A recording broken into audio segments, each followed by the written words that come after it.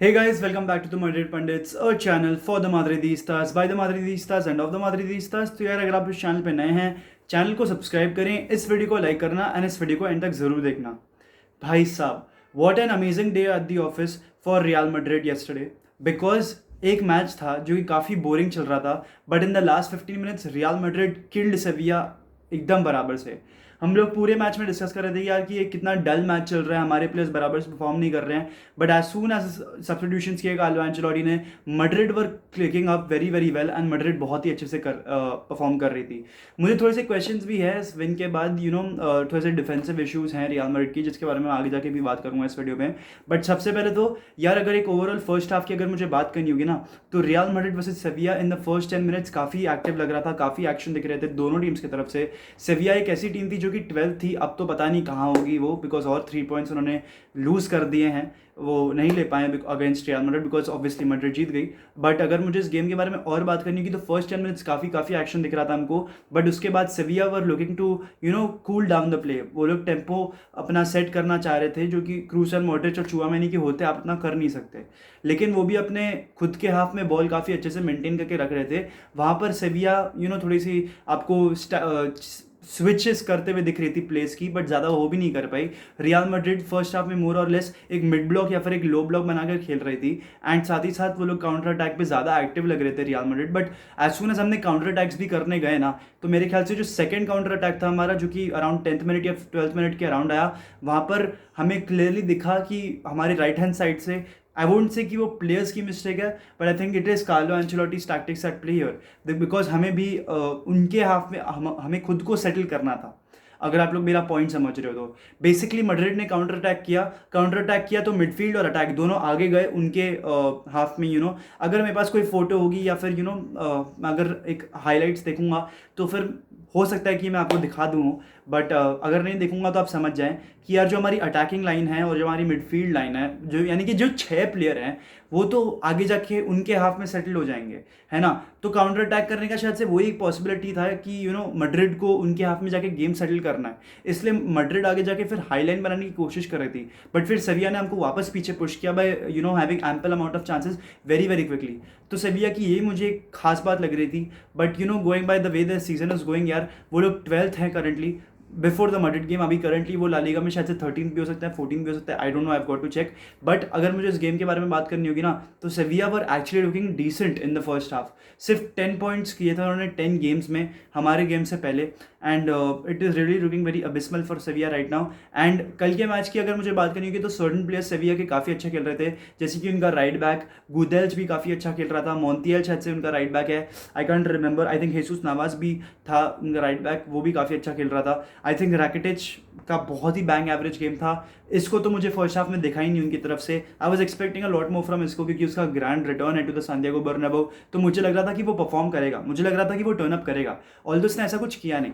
बाकी अगर मुझे बात करनी होगी तो मैड्रिड कॉन्स्टेंटली सेविया को प्रेशराइज कर रही थी कि वो अपने हाफ में रहे, एंड मैड्रिड काउंटर अटैक्स की हेल्प से उनके हाफ में जाके प्ले ठंडा करके वहीं सेटल होना चाह रही थी। बट अगेन सेविया भी उनको वापस पीछे पुश बैक कर रही थी।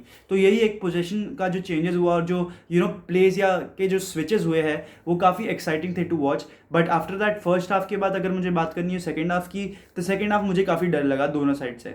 एक अच्छे खासे 65th मिनट तक मुझे काफ़ी बोरिंग फुटबॉल लग रहा था मेरे ख्याल से। सेविया ने भी शायद से मेरे ख्याल से फर्स्ट हाफ में गोल मारा या सेकेंड हाफ में गोल मारा हो। उसके बाद तो जो 45th मिनट से लेके अगर हमें एक 55th या 60th मिनट की बात करनी हो ना, तो काफ़ी पुअर था भाई, कसम से।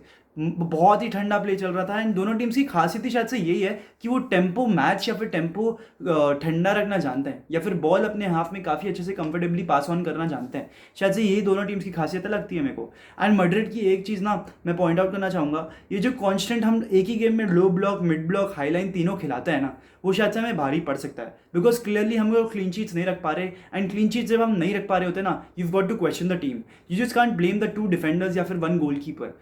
क्लीन शीट एक टीम ऑर्गेनाइजेशन से आपको आती है, एक टीम कि परफॉर्मेंस के बेसिस पे आती है, एंड क्लियरली मैड्रिड डिफेंसिवली उतना अच्छा परफॉर्म नहीं कर रही है। ऑब्वियसली मैड्रिड गोल्स मार रही है और एक डायरेक्टनेस तो कार्लो एंचेलोटी लेकर आ ही गए हैं इस टीम में, बट क्लीन शीट्स मैड्रिड रख नहीं पा रही है, एंड वो हमें रखनी पड़ेगी बिकॉज डिफेंसिवली हमारी टीम के डिफेंडर्स भी काफ़ी अच्छे हैं। रूडिगर है, एलाबा है, नाचो है, मिलिटाओ है, काफ़ी अच्छे सेंटर बैक्स हैं हमारे पास।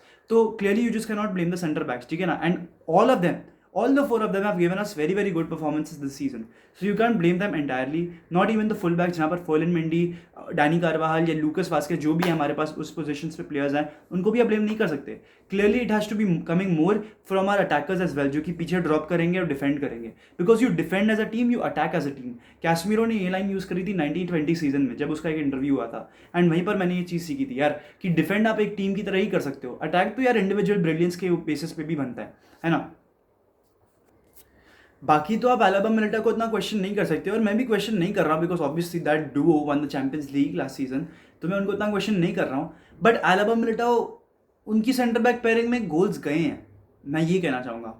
Alaba is also not a pure centre back, he looks like one but he is not a pure centre back, he is a hybrid centre back, है ना, because he was never a centre back in his career, I mean before Real Madrid या फिर उसके final season at Bayern Munich, उससे पहले वो left back था ना प्राइमरीली। तो मैं यही कहना चाहूँगा कि आप शायद से रूडिगर को अब इम्प्लीमेंट कर लें, बिकॉज रूडिगर और मिलिटाओ साथ में 4 गेम खेले हैं और उन्होंने एक गोल कंसीड किया है, तो that is an amazing statistic. Rudiger offensive runs निकालता है, मिलिटाओ पीछे रह सकता है। मिलिटाओ भी ना एक मिक्सचर लगता है मेरे को ऑफ पेपे एंड वारान, ठीक है ना, वो पीछे रह रहा है। रूडिगर भी इन अ बैक 4 बहुत कंपोज लगता है मेरे को। जो लोग कहते हैं ना कि वो बैक 3 में ही परफॉर्म करता है, बैक 4 में नहीं परफॉर्म करता है, दैट इज अटर बुलक्रैप भाई, specially after looking at his recent performances at Real Madrid. तो क्लियरली भाई रूडिगर को आपको कहीं ना कहीं इंटीग्रेट करना पड़ेगा, बिकॉज एक क्लीन शीट रखना ना बहुत इंपॉर्टेंट होता है एक टीम के लिए। एंड कोर्तुआ को हमें अल्टीमेटली जामोरा ट्रॉफी भी जितानी है एंड ऑफ द सीजन, तो उसके लिए भी क्लीन शीट्स रख लो यार, he deserve it definitely. But अगर मुझे और चीज़ों के बारे में बात करनी होगी तो आप वैल्वर्डे की बात करो भाई। Valverde was amazing. अगर आपको लगता है कि Valverde top 3 players in the world नहीं है in form, then you need to look at Federico Valverde or you're a Barca fan or either you dub, ठीक है ना। आप कैसे नहीं कह सकते कि Federico Valverde is not one of the best players in the world भाई।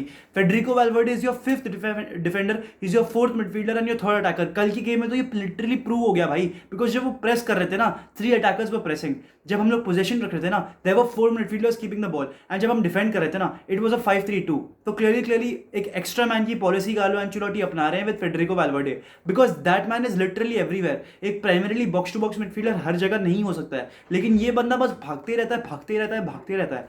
लिटरली मैं यश भाई की लाइंस कॉपी करना चाहूंगा यहाँ पर कि नासिक नंगे पैर चल के भी जब जाओगे ना, तो ऐसा मिडफील्डर या ऐसा प्लेयर आपको प्राप्त नहीं होगा। एंड कहाँ पर है ये? रियल मैड्रिड में।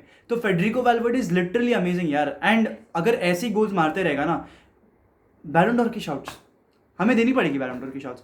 एंड अगर मैड्रिड फैंस उसको बैक नहीं करेंगे, मैड्रिड फैंस अगर उसको सपोर्ट नहीं करेंगे, तो कौन करेगा? बिकॉज खेलता तो वो हमारे क्लब के लिए है। अगर मुझे और चीज़ों के बारे में बात करनी हो, जो कि लोग कह रहे हैं ना कि फेडरिको वैल्वर्डे ने 6 या 7 गोल मार लिए हैं, बट उसका XG 2 ही है भाई। सारे आउटसाइड द बॉक्स गोल मारे हैं। आउटसाइड द बॉक्स गोल में XG की क्वालिटी कम रहेगी ना, XG की रेशियो बहुत कम रहेगी ना, बिकॉज आउटसाइड द बॉक्स था। एंड उससे पहले जो पास निकल कर भी आया था, that was also outside the box, और at max it can be a between the line pass whatever. उसकी XG की क्वालिटी बहुत कम रहती है। XG की क्वालिटी कहाँ ज़्यादा रहती है? जब आप इनसाइड द बॉक्स हो। And majority of his goals और probably all of his goals came from outside the box. Currently Vinicius और वैल्वर्डे ने 7 गोल मारे हैं रियल मैड्रिड के लिए, and they are joint top scorers for Real Madrid. तो clearly shows कि Madrid की टीम रेडी है भाई। In the future they are already ready. And जो लोग कह रहे हैं ना कि वैल्वर्डे को सेंट्रल मिडफील्ड में खिला दो, you probably are experiencing a manager who is unleashed another beast but at a different position. तो यू माइट सी कि यार वैल्वर्डे शायद से एक राइट विंग पे और भी बेटर खिलाड़ी है, एंड अगर वो आपको गोल्स दे रहा है राइट विंग से खेल के, तो फिर प्रॉब्लम क्या है भाई? ऑब्वियसली उसके जो गोल्स आए हैं, it is based purely on individual brilliance rather than him helping in the buildup. वो तो वैसे ही भी करता है, but it is primarily based on individual brilliance, तो आप उसको उतना डिस्क्रेडिट भी कर नहीं सकते। तो आई वुड जस्ट से कि आप XG वगैरह को ना देखें, बिकॉज जब हम इतने स्टैट्स को देखते हैं ना, तो हम प्योर ब्रिलियंस को उतना एक्नॉलेज नहीं करते हैं। एंड यहाँ पर वैल्वर्डे की प्योर ब्रिलियंस को हमें एक्नॉलेज करना पड़ेगा। नहीं करेंगे तो it is definitely very very wrong. And साथ ही साथ मैं बस ये कहना चाहूँगा कि शायद से वो इतने लगातार जो चेन्स ऑफ गोल्स मार रहा है, वो हर एक मैच में एक दे रहा है, बैंगर दे रहा है, वो आप आगे जाके शायद से हर गेम में ना देखो, but he is doing it and it's amazing. Madrid को जब गोल चाहिए होता है तो वैल्वर्डे लाके दे रहा है, तो कोई इशू है ही नहीं। विनीसियस के लिए बस मैं यही कहना चाहूँगा कि यार विनीसियस को अपनी डिसीजन मेकिंग पे थोड़ा वर्क करना पड़ेगा, because clearly Madrid could have been 4-1 और 5-1 अप टुडे, इजीली इतना स्कोर लाइन हो सकता था एंड जीडी पे वो एक इम्पैक्ट दिखा सकता था। क्योंकि मैं ये कहना चाह रहा हूँ कि अगर बार्सिलोना हमारे साथ कभी भी लेवल अप हो जाती तो भी हमारे पास जीडी पे डिफरेंस होता, बिकॉज अभी करंटली जीडी पे बार्सिलोना के पास है, अच्छा खासा है उनके पास। जीएफ और जीए उनका काफ़ी, मतलब जीएफ तो हाई है उनका और जीए काफ़ी लो है, बट मैड्रिड ने गोल्स भी काफ़ी कंसीड किए हैं, तो इसलिए हमें पॉइंट्स के बेसिस पे हम आगे उनसे।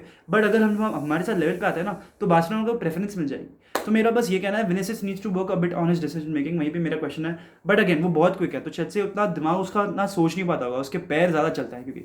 चलो, with this I'd like to end the video. Hala Madrid y nada más, hasta el final. Vamos Real, ¡sí!